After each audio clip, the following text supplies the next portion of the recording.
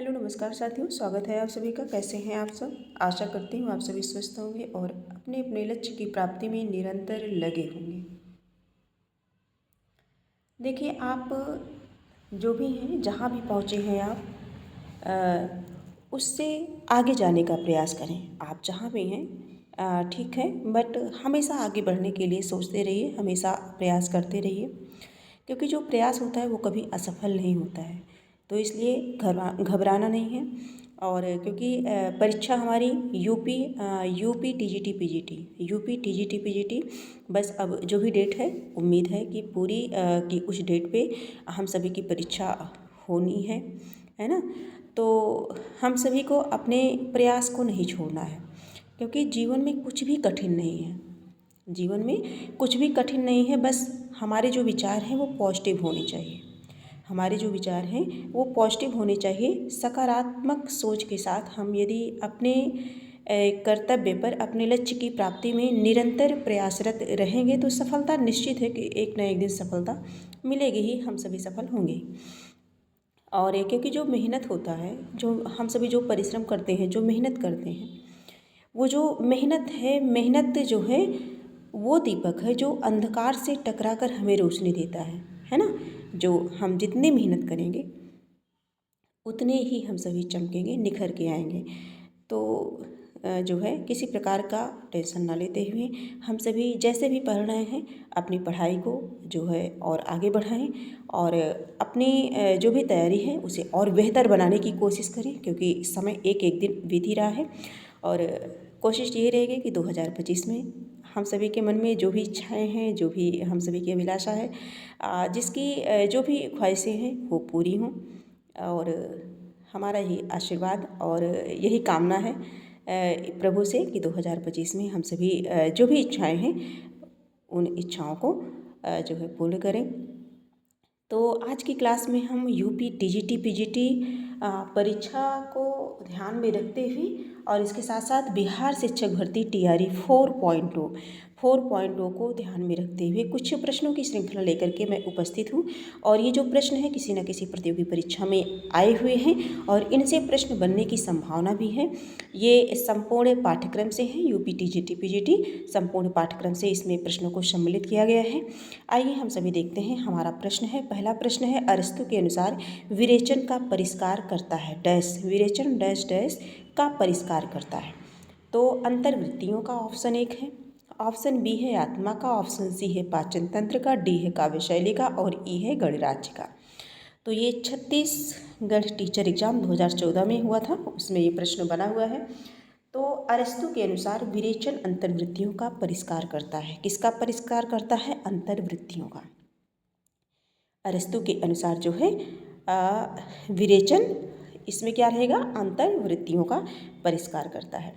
अरस्तु अनुकरण एवं विरेचन सिद्धांत के प्रवर्तक हैं। ठीक है, आगे हम सभी देखेंगे। हमारा जो दूसरा प्रश्न है, हाँ, प्रश्न संख्या 2 देखेंगे। प्रश्न संख्या 2, मोहन राकेश द्वारा लिखित आखिरी चट्टान किस विधा की रचना है? देख सकते हैं आप स्वयं कि ये कितनी बार परीक्षा में प्रश्न ये बना है। मोहन राकेश अपने आप में चर्चित नाम है ये। इन आखिरी चट्टान किस विधा की रचना है? यात्रा वृतांत, समीक्षा, कहानी, ललित निबंध।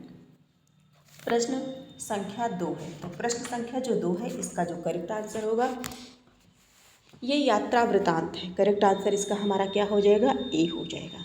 ठीक है, आगे हम सभी देखते हैं। प्रश्न संख्या 3 देखेंगे। हिंदी नवरत्न में किस कवि को शामिल नहीं किया गया है? हिंदी नवरत्न में किस कवि को शामिल नहीं किया गया है? चिंतामणि, चंद्रवरदाई, भूषण देव और भारतेंदु हरिश्चंद्र। प्रश्न संख्या 3, प्रश्न संख्या 3 है, तो हिंदी नवरत्न में जो है चिंतामणि को शामिल नहीं किया गया है। करेक्ट आंसर हमारा क्या हो जाएगा? ए हो जाएगा। चिंतामणि को शामिल नहीं किया गया। हिंदी नवरत्नों में हिंदी के श्रेष्ठ 9 कवि में जैसे तुलसीदास जी हैं, सूरदास हैं, देव हैं, बिहारी हैं, त्रिपाठी बंधु हैं, है ना, केशव है, कबीर है, चंद्रवरदाई और हरिश्चंद्र को शामिल किया गया है। परंतु चिंतामणि जो है ये रीति काव्यधारा के कवि हैं, रीति काव्यधारा के कवि हैं। आगे हम सभी देखेंगे, तो इस प्रश्न का करेक्ट आंसर हमारा ए होगा।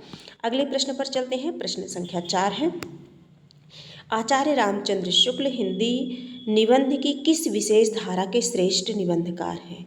शुक्ल जी से जो भी प्रश्न बनते हैं वो बहुत ही महत्वपूर्ण होते हैं। आचार्य रामचंद्र शुक्ल हिंदी निबंध की किस विशेष धारा के श्रेष्ठ निबंधकार हैं? व्यक्ति व्यंजक और चरित्र चित्रणात्मक, संभाषणात्मक, वस्तु व्यंजक। प्रश्न संख्या 4। प्रश्न संख्या 4 यूपी टीचर एग्जाम में ये प्रश्न बना था और ये है वस्तु व्यंजक। क्या है? वस्तु व्यंजक। करेक्ट आंसर हमारा डी हो जाएगा। अगले प्रश्न पर चलेंगे। प्रश्न संख्या हमारा 5 है। प्रश्न संख्या 5 हरिशंकर परसाई के निबंध संग्रह हैं आओ, बैठ लें कुछ देर, सदाचार का ताबीज, तुलसीदास चंदन घी से, आवारा, भीड़ के खतरे। तो प्रश्न संख्या 5 है। 5 में जो भी इसमें है तो इसमें थोड़ा सा देखेंगे हम सभी। इसमें कूट के हिसाब से प्रश्नों को दिया गया है। तो इसका जो करेक्ट आंसर होगा 2 और ये थोड़ा सा देख लेते हैं, है ना। करेक्ट आंसर इसका डी होगा। और थोड़ा सा पढ़ लेते हैं। हरिशंकर परसाई के निबंध संग्रह, है ना। सदाचार ताबीज इम्पॉर्टेंट है। तुलसीदास चंदन घिसे, ये भी इम्पॉर्टेंट है। आवारा, भीड़ के खते, ये जो है तीनों इनके हैं। इनके अन्य निबंध प्रेमचंद्र के फटे जूते, पाखंड का अध्यात्म, ऐसा भी सोचा जाता है, तब की बात और थी, हंसते हैं रोते हैं, कहत कबीर, बेईमानी की परत, जबकि आओ बैठ ले कुछ देर, श्रीलाल शुक्ल के हैं। ठीक है। इनके अन्य निबंध संग्रह यहाँ से वहाँ, अंगद के पाँव, मेरी श्रेष्ठ व्यंग रचनाएं, कुछ जमीन पर और कुछ हवा में, अगली शताब्दी का शहर, खबरों की जुगाली आदि इनकी रचनाएं हैं। तो हमें देखना है हरिशंकर परसाई के निबंध, सदाचार का ताबीज और तुलसीदास चंदन घी से, आवारा, भीड़ के खतरे। आगे हम सभी देखेंगे। पाप का फल छिपाने वाला पाप छिपाने वाले से अधिक अपराधी है। सुना होगा आप लोगों ने, है ना। पर ऐसे बहुत से लोग होते हैं जो किसी का घर जलाते हाथ जलता है तो कहते हैं कि होम करते हाथ जला है। उस उक्त पंक्ति के लेखक व रचना शीर्षक का उल्लेख कीजिए। मतलब ये किसका है? तो ये आचार्य शुक्ल का है, श्रद्धा और भक्ति का। आचार्य शुक्ल का श्रद्धा और भक्ति से लिया गया है। ये जो पाप का फल छिपाने वाला, पाप छिपाने वाले से जो है अधिक अपराधी होता है, ये कहाँ है? आचार्य रामचंद्र शुक्ल, श्रद्धा और भक्ति से ये लिया गया है। अगले प्रश्न पर हम चलते हैं। प्रश्न संख्या जो है 7 देखते हैं। प्रश्न संख्या 7 क्रोध निबंध के लेखक कौन है? क्रोध निबंध के लेखक कौन है? रामचंद्र शुक्ल, बालकृष्ण भट्ट, रामविलास शर्मा, महावीर प्रसाद द्विवेदी। क्रोध निबंध के लेखक कौन है? प्रश्न संख्या 7 है। तो ये आचार्य रामचंद्र शुक्ल जी का है। करेक्ट आंसर हमारा ए हो जाएगा। ठीक है, आचार्य रामचंद्र शुक्ल का है। आगे हम सभी देखते हैं। अगला प्रश्न देखते हैं। प्रश्न संख्या 8 है। अज्ञेय की रोज कहानी किस अन्य नाम जानी जाती है? कहानी किस अन्य नाम से जानी जाती है? तो 8 नंबर का जो प्रश्न है ये है गैंग्रीन। क्या है? गैंग्रीन, है ना। गैंग्रीन के नाम से जानी जाती है। और इसमें करेक्ट आंसर इसका जो है वो सी है। ऑप्शन इसमें सी दिया गया है। ठीक है, ये करेक्ट आंसर हमारा सी हो जाएगा। थोड़ा सा क्लियर नहीं दिख रहा है, गैंग्रीन होगा। आगे देखेंगे। ननकू सिंह किस कहानी का पात्र है? प्रश्न संख्या 9 ननकू सिंह किस कहानी का पात्र है? दो बांके, शरणागत, खेल और गुंडा। 9 नंबर का जो प्रश्न है इसका करेक्ट आंसर हो जाएगा गुंडा। ठीक है, गुंडा कहानी का पात्र है। अगला हम सभी देखेंगे। दो बांकी कहानी जो है ये भगवती चरण वर्मा है इसके कहानीकार, शरणागत वृंदावन लाल वर्मा और खेल जैनेन्द्र की है। अगले प्रश्न पर चलते हैं। 11 वर्ष का समय कहानी के लेखक हैं। मोस्ट इंपॉर्टेंट प्रश्न है ये। प्रेमचंद, चंद्र शर्मा गुलेरी, रामचंद्र शुक्ल, विश्वम्भर नाथ शर्मा कौशिक। तो 10 नंबर का जो प्रश्न है इसका करेक्ट आंसर रामचंद्र शुक्ल हो जाएगा। 11 वर्ष का समय कहानी के लेखक आचार्य रामचंद्र शुक्ल जी हैं। आगे देखेंगे। गुलेरी जी के हैं। गुलेरी जी की 3 कहानियां हैं जो कि बहुत ही इंपॉर्टेंट हैं, है ना। सुखमय जीवन 1911, बुद्धू का कांटा 1914, उसने कहा था 1915। ये 3 कहानियां हैं। 3 कहानियां, ये 3 रचना रच करके ये हिंदी साहित्य में अपना महत्वपूर्ण स्थान जो है इन्होंने बना लिया है। आगे है इनकी कहानियों से प्रश्न बनता है। जंक्शन कहानी के लेखक हैं मुक्तिबोध, हग्गे, दूधनाथ सिंह, यशपाल। 11 नंबर का प्रश्न है। प्रश्न संख्या 11 मुक्तिबोध हो जाएगा। क्या हो जाएगा? मुक्तिबोध। करेक्ट आंसर हमारा क्या हो जाएगा? 1 हो जाएगा, मुक्तिबोध। अगला प्रश्न हम देखते हैं, प्रश्न संख्या देखेंगे। हाँ, प्रश्न संख्या 12 देखेंगे। 8 भागों में प्रेमचंद्र की कहानियाँ किस नाम से संकलित हैं? 8 भागों में प्रेमचंद्र की कहानियाँ किस नाम से संकलित हैं? मानस सरोवर, ज्ञान सरोवर, प्रेमचंद्र की कहानियाँ, नमक का दरोगा। 12 नंबर का जो प्रश्न है इसका करेक्ट आंसर हो जाएगा प्रश्न संख्या 12, मानस सरोवर। क्या है? मानस सरोवर के 8 भागों में है। 8 भाग की बात हो रही है, 8 भाग हैं, है ना, मानस सरोवर। आगे हम सभी देखेंगे, परमात्मा का कुत्ता किसकी रचना है? निर्मल वर्मा, मोहन राकेश, विष्णु प्रभाकर और राजेंद्र यादव। तो जो 13 नंबर का प्रश्न है, प्रश्न संख्या 13, ये हो जाएगा मोहन राकेश। क्या है? मोहन राकेश का है। करेक्ट आंसर हमारा बी हो जाएगा। 14 नंबर का प्रश्न है, महिला आंचल में कमली का डॉक्टर प्रशांत से क्या संबंध है? देखिए, थोड़ा सा डीपली प्रश्न आ गया है। महिला आंचल में कमली का डॉक्टर प्रशांत से क्या संबंध है? प्रेमिका का, बहन का, माँ का और सेविका का। तो इसका जो करेक्ट आंसर होगा प्रश्न संख्या 14, इसका हो जाएगा प्रेमिका का। क्या होगा?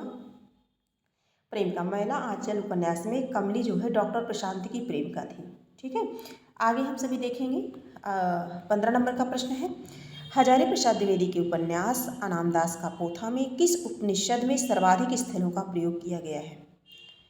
फिर से पढ़ते हैं प्रश्नों को। हजारी प्रसाद द्विवेदी के उपन्यास अनामदास का पोथा हजारी प्रसाद जी का उपन्यास है, इसमें किस उपनिषद के सर्वाधिक स्थलों का प्रयोग हुआ है? चारों में से बताना है किसका है।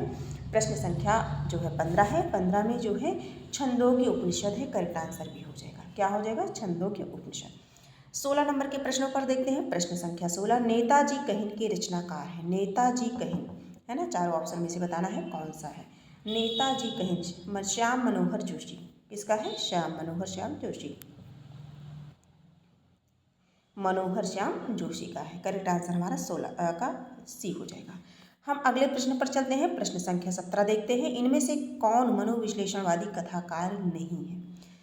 कौन नहीं है पूछा गया है। जैनेन्द्र, इलाचंद जोशी, अगेत, चतुर्सेन शास्त्री। प्रश्न संख्या 17, प्रश्न संख्या 17 है। इसमें पूछा गया कौन नहीं है, तो तीनों हैं। ये शास्त्री जी नहीं है। करेक्ट आंसर हमारा बी हो जाएगा, है ना, चतुर्सेन शास्त्री प्रश्न आंसर हो जाएगा हमारा। शेखर एक जीवनी उपन्यास के स्त्री पात्र हैं। शेखर एक जीवनी। और रेखा गौरा, अमला रंजना, सेल्मा योके, शशि और सरस्वती। 18 नंबर का जो प्रश्न है, प्रश्न संख्या 18, 18 का करेक्ट आंसर हो जाएगा शशि और सरस्वती। शेखर एक जीवनी उपन्यास जो है स्त्री पात्र पूछा जा रहा है। ठीक है, और ये जो रेखा और गौरा हैं, रेखा गौरा नदी के द्वीप के हैं और ये सारी अज्ञेय की रचनाएं हैं। यो के सेल्मा ये अपने अपने अजनबी के हैं, ये सी वाला है ना, यो के सेल्मा अपने अपने अजनबी के हैं। शशि सरस्वती शेखर ये जो है शेखर एक जीवनी दो भाग, है ना, इसके हैं। आगे हम सभी देखेंगे तो करेक्ट आंसर हमारा क्या हो जाएगा? डी हो जाएगा इस प्रश्न का। अगले प्रश्न पर चलते हैं। प्रश्न संख्या 19, हजारी प्रसाद द्विवेदी के किस उपन्यास में औपनिषदिक कथा का आधार लिया गया है? तो 19 नंबर का जो प्रश्न है इसका करेक्ट आंसर हो जाएगा अनामदास का पोथा, यानी कि करेक्ट आंसर डी हो जाएगा इसका, हजारी प्रसाद द्विवेदी, है ना, करेक्ट आंसर डी हो जाएगा। 20 नंबर के प्रश्नों पर चलते हैं। प्रश्न संख्या 20 देखते हैं। 20 में क्या है? प्रश्न संख्या 20, जैनेन्द्र कुमार के उपन्यासों का सही अनुक्रम कौन सा है? इसीलिए कहा जाता है कि डेट भी ध्यान दीजिए क्योंकि इनसे भी प्रश्न बनते हैं परीक्षा में। तो इसका करेक्ट आंसर ये तो दिख गया, बी वाला ऑप्शन ही दिख गया, है ना। कोई नहीं, हम लोग देख लेते हैं कि ये कौन किस में है। तो 20 नंबर का जो प्रश्न है, देखिए, जो सुनीता है, सुनीता 1934 ईस्वी में है, त्यागपत्र 1937 ईस्वी में है, कल्याणी 1939 ईस्वी में है, सुखदा 1952 में है, 1952 में है। ठीक है, जयवर्धन 56 में है। और इसका करेक्ट आंसर क्या बनेगा? इसका करेक्ट आंसर बनेगा बी, है ना, सुनीता। सुनीता सबसे मतलब सही क्रम पूछा गया है तो सुनीता 34 है, फिर 37 है, फिर 39 है, तो सबसे पहले जो है सुनीता का आएगा, है ना, और इसी में सुनीता है बी वाले में। आगे देखेंगे, नागार्जुन द्वारा रचित मछुआरों के जीवन पर आधारित उपन्यास है। मछुआरों के जीवन पर आधारित, इस तरह से भी प्रश्न बना हुआ है परीक्षा में। 21 नंबर का जो प्रश्न है मछुआरों के जीवन पर आधारित है, तो इसमें वरुण के बेटे मिथिला के मछुआरों के संघर्ष की कथा है। तो करेक्ट आंसर हमारा बी हो जाएगा, वरुण के बेटे। सागर, लहरें और मनुष्य, इसमें जो है बम्बई के बरसुआ मछुआरों की ज़िंदगी का चित्रण है। ये उदय शंकर भट्ट का है। और वरुण के बेटे ये नागार्जुन का है। बूंद और समुद्र ये अमृतलाल नागर का है। ठीक। और ये जो डूब है, ये डूब किसका है? वीरेंद्र जैन का है। किसकी रचना है? वीरेंद्र जैन की। 22 नंबर के प्रश्नों को देखते हैं। प्रश्न संख्या 22, बाणभट्ट की आत्मकथा सर्वप्रथम किस पत्रिका में प्रकाशित हुई थी? बाणभट्ट की आत्मकथा 22 नंबर का जो प्रश्न है, प्रश्न संख्या 22, इसका करेक्ट आंसर हो जाएगा विशाल भारत। क्या हो जाएगा? विशाल भारत। आगे हम सभी देखेंगे 23 नंबर के प्रश्नों को देखेंगे। रंगभूमि उपन्यास किस दर्शन से प्रभावित है? रंगभूमि, है ना। देखिए ये प्रश्न जो है रंगभूमि, 23 नंबर का प्रश्न है रंगभूमि। ये गांधीवादी दर्शन से प्रभावित है। गांधीवादी दर्शन से प्रभावित है। रंगभूमि किस से प्रभावित है? तो गांधीवादी दर्शन से प्रभावित है। करेक्ट आंसर डी हो जाएगा। अगले प्रश्न की चर्चा करते हैं। प्रश्न संख्या जो है 24, जालपा किस उपन्यास की नायिका है? जालपा किस उपन्यास की नायिका है? ये सभी मुंशी प्रेमचंद्र जी के हैं। और किस उपन्यास की नायिका है? तो गबन उपन्यास की नायिका है। किसकी है? गबन की है। ठीक है, कहाँ है? D option. करेक्ट आंसर हमारा क्या हो जाएगा? डी हो जाएगा। आगे देखेंगे हम सभी 25 नंबर के प्रश्नों को देखेंगे। सेवा सदन कब प्रकाशित हुआ? सेवा सदन कब प्रकाशित हुआ? तो सेवा सदन का समय बताना है। 25 नंबर का जो प्रश्न है 1918। करेक्ट आंसर हमारा क्या हो जाएगा? 1918। तो आज की क्लास में हम लोगों ने कितने प्रश्नों को देखा? 25 प्रश्नों को देखा। और ये 25 प्रश्न विभिन्न प्रतियोगी परीक्षा में आए हुए प्रश्न हैं और इम्पॉर्टेंट हैं। ये परीक्षा की दृष्टि से, आने वाली जो भी परीक्षा है उसकी दृष्टि से भी इम्पॉर्टेंट है।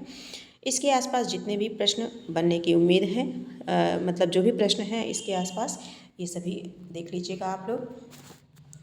आज की क्लास हम यही कंप्लीट करते हैं। हम फिर मिलेंगे, नए प्रश्नों के साथ मिलेंगे, नए तथ्यों के साथ मिलेंगे। और ये क्लास यदि आपको किसी कारणवश उपयोगी लगी हो तो आप इसे लाइक, सब्सक्राइब और शेयर कर दीजिए। हाँ, यदि Hindi UP TGT PGT Hindi में जो संस्कृत साहित्य अन्य व्याकरण से प्रश्न बनते हैं उनकी यदि आप जो है क्लास देखना चाहते हैं तो इसी चैनल पर प्लेलिस्ट बना दी गई है। और प्रतिदिन हम सभी एक रचना और उनके रचनाकारों को देखते हैं, उन्हें डीपली पढ़ते हैं और महत्वपूर्ण तथ्य जो होते हैं उन्हें समझते हुए चलते हैं। तो आप चाहेंगे तो आपको सरलतापूर्वक मिल जाएगा। बाकी आप सभी आपके जो भी अपने नोट्स हैं आप उससे पढ़ते रहिए। प्रैक्टिस के माध्यम से कुछ क्वेश्चन को लेकर के मैं कुछ ना कुछ, मतलब महत्वपूर्ण तथ्य ही होंगे जो परीक्षा की दृष्टि से, उन्हें कुछ ना कुछ लेकर के मैं प्रतिदिन उपस्थित हुआ करूँगी आप सभी के समक्ष। तो आज की क्लास इतनी ही है। हम सभी इसी तरह से प्रतिदिन अपनी तैयारी को और बेहतर बनाने की कोशिश करेंगे और अपनी एक सीट अवश्य सुनिश्चित करेंगे। आज की क्लास यहीं कंप्लीट करते हैं। फिर मिलेंगे, तब तक के लिए धन्यवाद।